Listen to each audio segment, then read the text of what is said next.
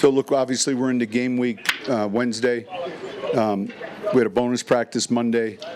That was a little lighter today.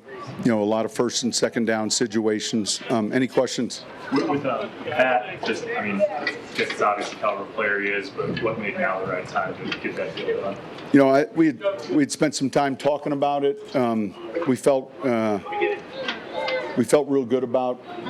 I think both sides felt real good about the timing, and we went ahead and did it. It's securing a real young, talented player that is at a position that's hard to find.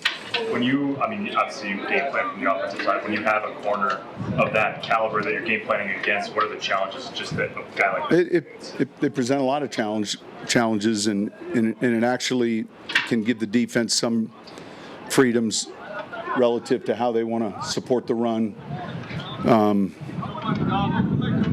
Look, they're just hard to find. It's probably one of the harder positions to play in our league, and so it does create matchup problems offensively, but it just as importantly, more importantly, allows you some flexibility on defense to do things maybe you couldn't normally do if you didn't have someone of that caliber.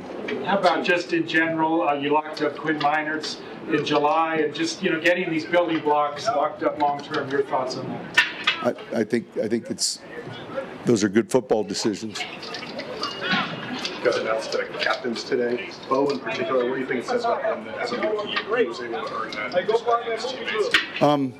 Yeah, I think you hit on it. I think that's not something that happens that often, and so I think it's something you earn, and these guys, all of them voted on these guys, and it was probably as clean a result that I'd seen in a while relative to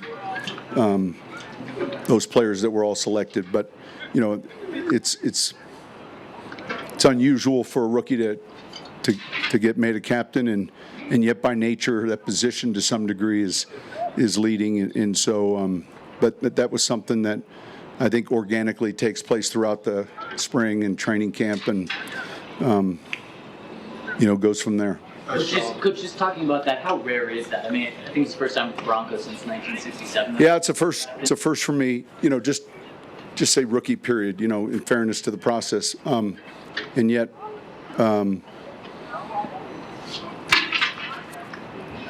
I think it is what it is. I think it's a credit to him, and I think his teammates felt that he belonged in that position. When it comes to game planning, how involved do you want the quarterback to be? Is that something that comes organically, just in terms of what you bounce off of? What is that? Yeah, the game planning itself, periodically there'll be an idea there was an idea that came up. We'll ask, I want to know what these guys really like. But then when it comes to the actual game planning, I think it's more towards the week as we wind down. What are the things that you like on this plan? The last meeting we have is Saturday night. We'll dot, the plays that that player really likes, and if there's a play, he's not as comfortable with, I'll cross it off. So that's kind of how the process goes during the week. If we have a new idea, how do I, in practice, create the look where he gains confidence with that play, and then all of a sudden it's a dotted play. But it's not unusual on Saturday. You're going through the list, and there's a play that, God, I love this play, and he's, whoever that player is kind of like, and I'm like, you just. But I think, hearing those final thoughts are important. Sean, how's Brain's only been looking at the missing so much time? Good. He was good moving out. He was moving out there today. He's feeling well. His testing numbers and all the metrics that come back relative to it are going well. You've done this for a long time. Is there some things intangible you will look for to know Bo's comfortable out there on Sunday in that environment, beyond performance, but are there things you were watching to see to make sure you got kind of a slow heartbeat? Yeah, look, that's a good question. I don't know. Part of that is up to us relative to, how you begin the game. And really, it was no different than, those first, call it 10 plays at Indianapolis. They come, everyone's going to have them. And I think even for guys that are returning starters, the same thing exists when you start the season.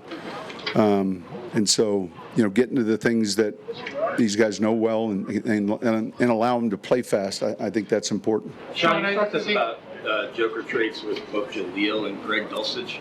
When do they go from having those traits to kind of being designated as that, in your eyes? Yeah, good question. I think, certainly both of those guys are guys that can create some matchup issues in the passing game. I kid Jaleel a lot, and he works his tail off. I don't know that I've given him his wings yet, but that's really more just being funny. Look, I think it gets back to trying to highlight the strong suit of what guys do. We're not going to try to run power with Greg, and there's certain things, we're not going to want Jaleel to do, and there's certain things we feel like they do well. Have you named the starter at the cornerback spot opposite Surtain, and how will you handle that position?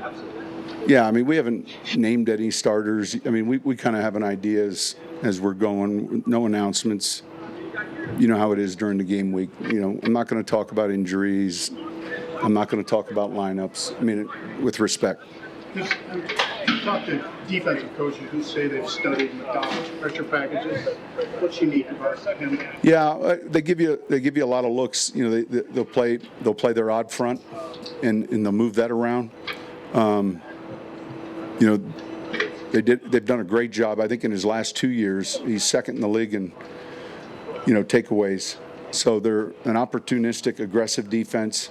The challenge this week is you've got the Ravens element when we're looking at defensive film, and yet looking at the Seattle personnel. And so you're kind of going back and forth from a cut-up standpoint. And it's not unusual when you have a new staff. And then defensively, you have a new offensive coordinator who's coming from college.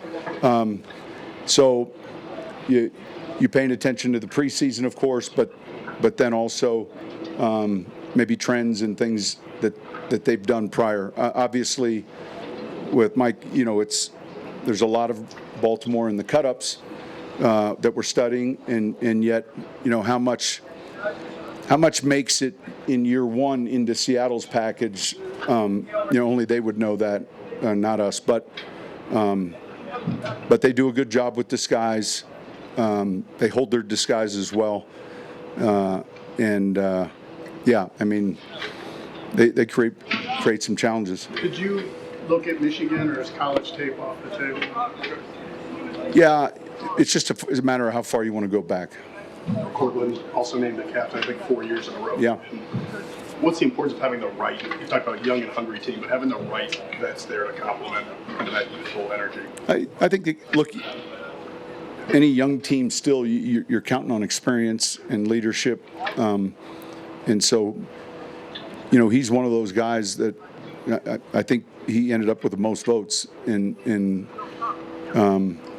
I wouldn't say it's just because of his experience. I'd say it's because of his personality. It's because of how he works. There's so many other traits. So, years in the league, I don't think equates necessarily to being a good captain. I think there's more to it than that, and I think that's the way that his teammates looked at it.